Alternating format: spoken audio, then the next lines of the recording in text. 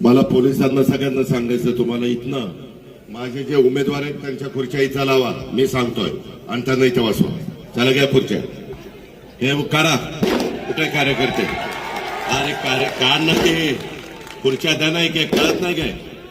तर मित्रांनो, आत्ताच आपण एक व्हिडिओ पाहिला आणि त्या व्हिडिओमध्ये महाराष्ट्राचे लाडके उपमुख्यमंत्री अजितदादा पोलिसांना सांगत आहेत की माझ्या कार्यकर्त्यांना किंवा माझ्या उमेदवारांना बसायला इकडल्या खुर्च्या इकडे टाका.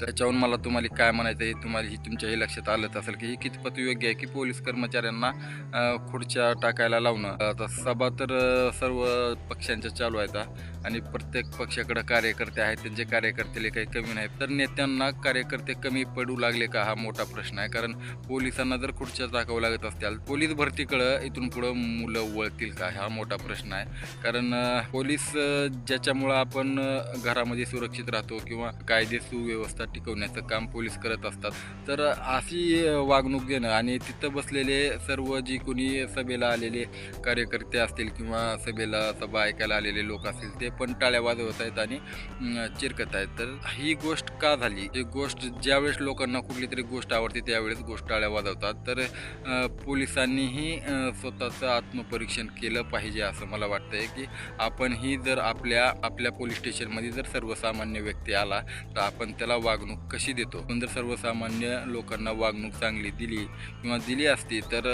लोकांनी टाळ्या वाजवल्या नसत्या किंवा लोकांनी टाळ्या वाजवल्या नसत्या असं मला वाटतंय. हे माझं पर्सनली मत आहे. माझ्यापेक्षा तुमचंही मत वेगळं असू शकतं, पण हे चुकीचं आहे असं मला वाटतंय, म्हणून मी हा व्हिडिओ बनवलेला आहे. मित्रांनो, तुम्हाला काय वाटतं याच्यावर प्लीज कमेंट करून सांगा. कारण पोलीस कर्मचाऱ्यांना जर तुम्ही खुर्च्या उचलायला सांगत असाल तर आता काय बोलायचं काय? बघा, पटतंय का बघा. तुमची राय माझ्यापेक्षा वेगळी असू शकते.